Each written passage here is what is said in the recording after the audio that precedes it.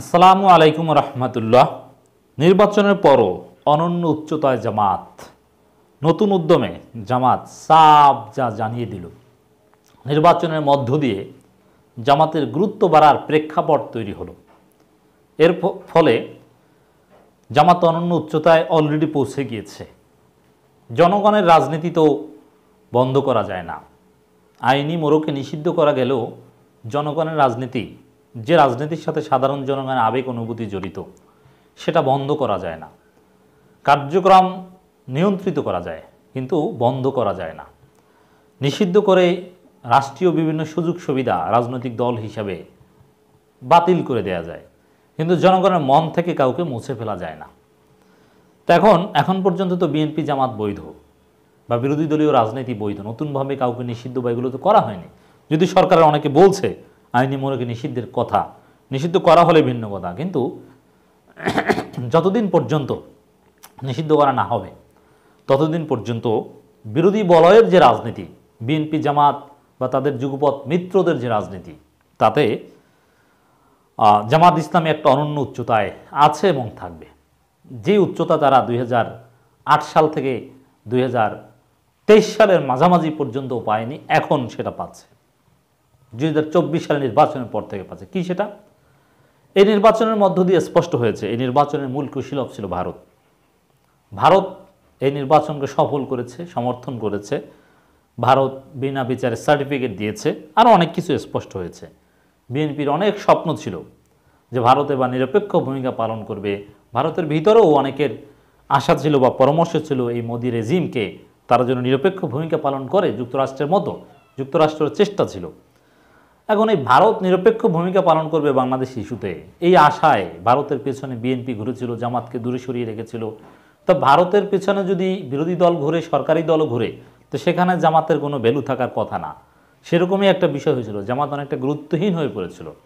কিন্তু যেহেতু একেবারে ক্লিয়ারলি ভিভিড যে এই নির্বাচন এই একতরফা বা ডামি নির্বাচনের অন্যতম কুশীলব ভারত, যেটা বিএনপি বা বিরোধী দলগুলো মনে করে, এবং এই ভারতের বিরুদ্ধে বিএনপি প্রকাশ্যে মুখ খুলতে শুরু করেছে। ভারতপন্থীদেরকে বিএনপির ভেতরেও যারা ভারতপন্থী তাদেরকে কোণঠাসা করতে শুরু করেছে। এবং আরও সহজভাবে বললে ভারতের আধিপত্যবাদ বিরোধী রাজনীতি বিএনপি শুরু করেছে। শুধু বিএনপি না, বিএনপির মিত্র যারা আছে তারাও ভারতের আধিপত্যবাদ বিরোধী রাজনীতি শুরু করেছে, ভারতের বিরুদ্ধে স্পষ্ট কথা বলছে। গণ অধিকার পরিষদ বা আরও অনেকে, কোনো রাগ ঢাক নেই। অতএব বিষয়টা এরকম যে আওয়ামী লীগের বিরোধিতা করতে হলে ভারতের বিরোধিতা করতেই হবে। এই উসুল বিএনপি এবং তাদের অনেক মিত্র গ্রহণ করেছে। এখন রাজনীতির যে সে আলাদা উসুল, সেটা অনিবার্যভাবে এসে যায়। রাজনীতিতে ভারতের গুরুত্ব যত কমবে, বিরোধী দলীয় রাজনীতির কথা বলছি, জামাতের গুরুত্ব তত বাড়বে। তো যেহেতু জামাত ভারত সম্পর্কে যে আকিদা লালন করে, বিএনপি এবং অন্যান্য মিত্ররা অনেকে, 2-4টা বাম দল বাদে, সেইম আকিদা লালন করে ভারত সম্পর্কে। এখন সবাই প্রকাশ্যে ভারতের আধিপত্যবাদের বিরুদ্ধে সমালোচনা করছে এবং এই নির্বাচনে কেন্দ্রিক ভারতের বিরুদ্ধে বলছে, গণ অধিকার পরিষদ বা আরও অনেকেই। অতএব আপনারা জানেন যে জামাত ইসলামী যেসব জায়গায় জনপ্রিয়, সংগঠনের ঊর্ধ্বে যেসব জায়গায় তাদের জনগণের সাথে সম্পর্ক বা ভিত্তি আছে, কেন? মূল কারণ হচ্ছে ভারত বিরোধিতা। যেমন বাংলাদেশের সাতক্ষীরা, চাঁপাইনবাবগঞ্জ বর্ডার এলাকা, ভারতের বর্ডার এলাকাগুলোতে জামাত তুমুল শক্তিশালী এবং তুমুল জনপ্রিয়। তাদের অনেক জনপ্রতিনিধি নির্বাচিত হয়ে আসছিল। কেন? ভারতের আধিপত্যবাদের বিরুদ্ধে জামাত সবচেয়ে বেশি সোচ্চার ছিল হিস্ট্রিক্যালি।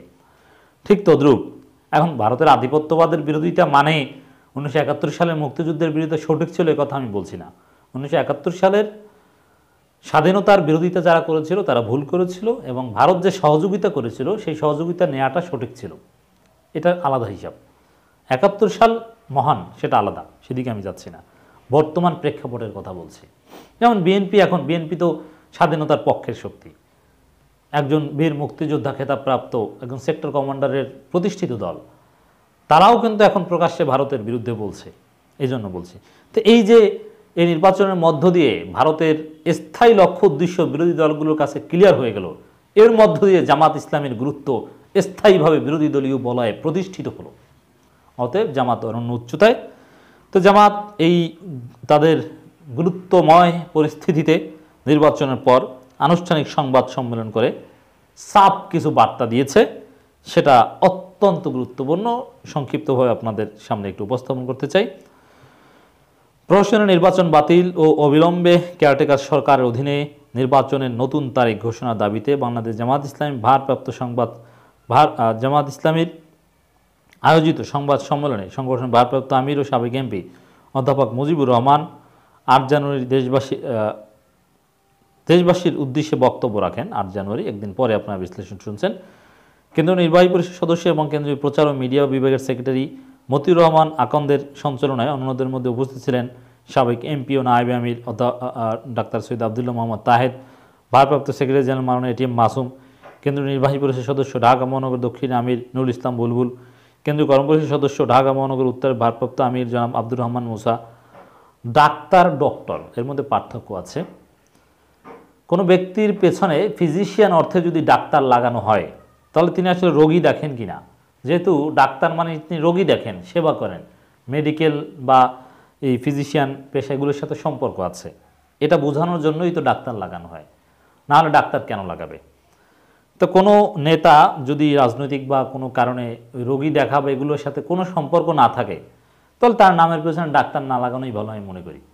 পিএইচডি হোল্ডার হলে এটা লাগে, যদিও ইউরোপ আমেরিকায় পিএইচডি ডিগ্রি ধারণ করে নামের পেছনে ডক্টর লাগায়, এটা আমি দেখিনি, বরং তারা এটাকে অপ্রয়োজনীয় মনে করে। বাংলাদেশ তো কোনো রকম একটু নকল করে আর যেভাবে হোক থিসিস চুরি করে প্লেজিয়ারিজম করে হলেও না কোনো রকম পিএইচডি অর্জন করতে পারলে ভারত থেকেও আর বাংলাদেশ থেকেও না, একেবারে ফাইনাল রেজাল্ট পাওয়ার আগেই ডক্টর লাগিয়ে দিল।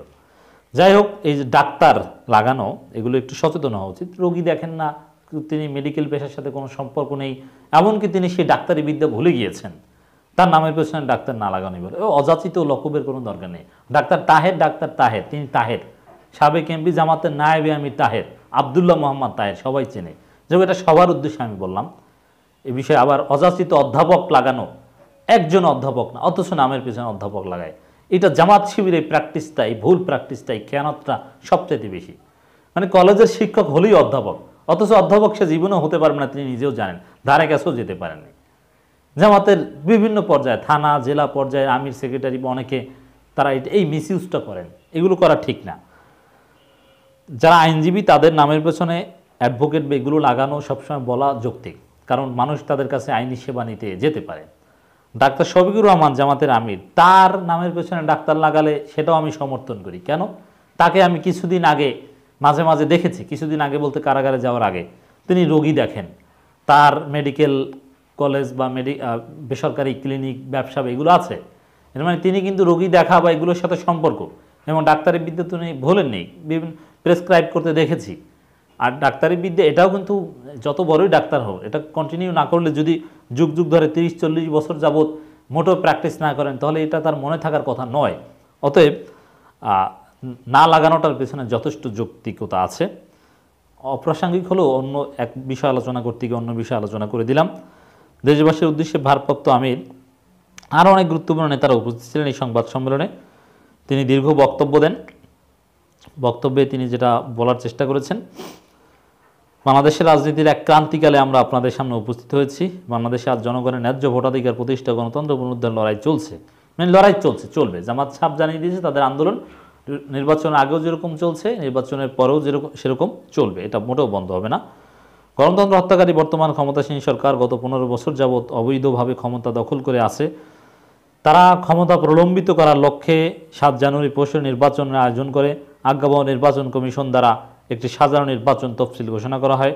জামাত ইসলামী সহ প্রায় সকল বিরোধী রাজনৈতিক দল ঘোষিত তফসিল প্রত্যাখ্যান করে অংশগ্রহণমূলক নির্বাচনের ব্যবস্থা করার জন্য সরকারের প্রতি আহ্বান জানায় এবং নিয়মতান্ত্রিক উভয় শান্তিপূর্ণ আন্দোলন করতে থাকে।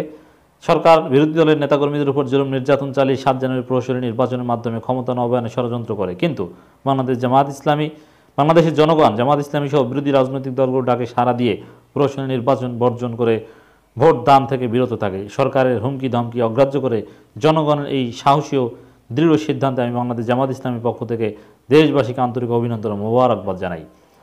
অভিনন্দন জানিয়েছে মানে দীর্ঘ বক্তব্য, নির্বাচনের নানান অনিয়ম, কেন এই নির্বাচনের ফলাফল গ্রহণযোগ্য নয় সেটা তুলে ধরেছে যুক্তি দিয়ে, এবং এই নির্বাচনের ফলাফল প্রত্যাখ্যান করেছে এবং সরকারকে আবারও দেশের জনগণ নির্বাচন বর্জন করে ভোটদান থেকে বিরত থেকে যে ঐতিহাসিক দৃষ্টান্ত স্থাপন করেছে তার প্রতি সম্মান প্রদর্শন করে সরকার জনগণের দাবি মেনে নিয়ে শুভবুদ্ধির পরিচয় দিবেন বলে তিনি আশা করেছেন।